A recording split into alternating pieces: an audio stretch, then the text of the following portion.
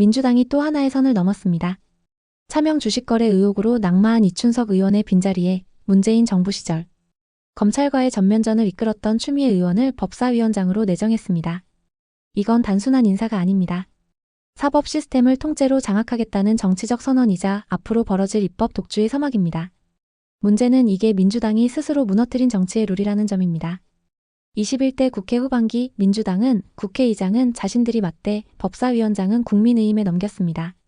그때 민주당은 협치와 견제의 정신을 강조했죠. 이유는 간단했습니다. 다음 총선에서 질 가능성을 대비해서 자신들이 야당이 됐을 때 법사위원장을 요구할 명분을 쌓아두려 했던 겁니다.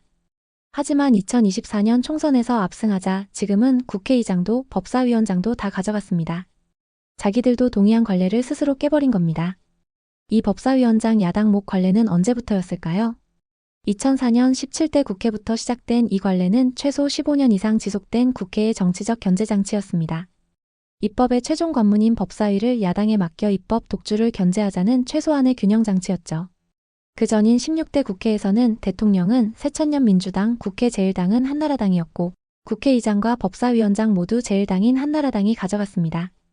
즉, 이 시기까지는 제1당이 국회의장과 법사위원장을 함께 맡는 것이 일반적이었고 야당 견제를 위해 법사위를 넘긴다는 인식은 본격적으로 정착되지 않았던 시기입니다. 이후 17대 국회부터 견제와 균형을 위한 최소한의 정치적 합의로서 국회의장은 1당, 법사위원장은 2당이라는 원칙이 점차 정착되어 왔습니다. 2016년 20대 국회 당시에는 더불어민주당이 총선에서 제1당이 되면서 국회의장을 가져갔고 여당이었던 새누리당은 제2당이 된 상황에서도 법사위원장을 유지했습니다.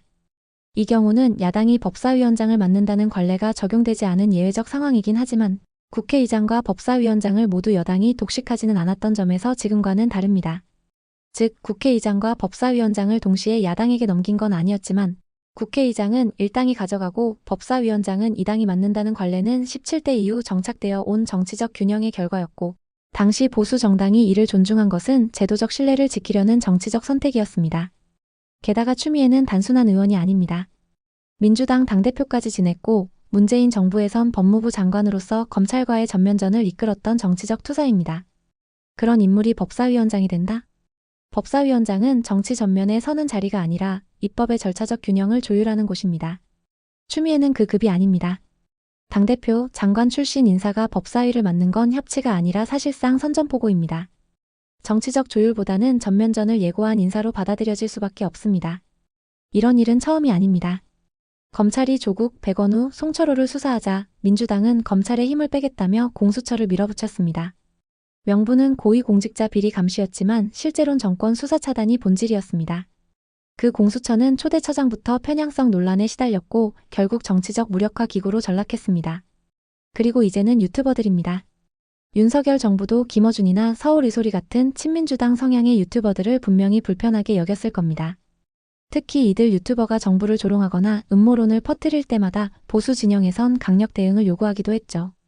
실제로 일부 보수 성향 시민단체나 인사들이 해당 유튜버들을 고발하거나 법적 책임을 묻는 시도는 있었지만 윤석열 정부 차원에서는 직접적으로 법을 동원해 제재하거나 입막음을 위한 입법을 추진한 적은 없습니다. 법적 근거 없는 규제는 자제했고 표현의 자유라는 원칙을 무리하게 침해하지 않으려는 태도를 유지했습니다. 하지만 이재명 정부는 다릅니다. 비판적 유튜버를 조지기 위해 아예 법을 바꾸려 합니다. 징벌적 손해배상제를 밀어붙여서 가짜뉴스라는 이름으로 불편한 목소리를 통째로 틀어막으려는 겁니다. 그리고 그 법안을 최종적으로 거르는 곳이 어딘지 아십니까? 바로 법사위입니다. 그 자리에 추미애를 앉힌다는 건 앞으로 민주당이 만들 입법의 칼날을 날카롭게 다듬겠다는 선언입니다. 이건 입법 절차를 장악하고 사법 통제를 통과 의례로 만드는 정치공학의 완성판입니다. 정치는 신뢰의 게임입니다. 우리가 법사위를 넘겼으니 다음엔 당신들도 넘겨달라는 최소한의 질서. 그게 바로 정치의 룰이었습니다. 하지만 민주당은 언제나 그랬습니다. 자신들이 국회의 주도권을 갖지 못했을 때는 관례를 외치고 주도권을 쥐게 되면 언제든 깨버립니다. 비례위성정당? 사기라고 해놓고 자기들도 만들고 국회 선진화법? 찬성해놓고 정권 잡자위원이라 우기고 언론의 자유? 약자일 땐 외치고 힘을 주면 입막은 법안부터 이런 정치가 반복되면 결국 국민은 더 이상 어떤 제도도 믿지 않게 됩니다. 저는 전문가는 아니지만 상식을 깊이 있게 생각하고 싶은 사람입니다. 그리고 함께 생각해 볼 만한 주제가 있다면 언제든 제안해 주세요. 함께 고민해 보겠습니다.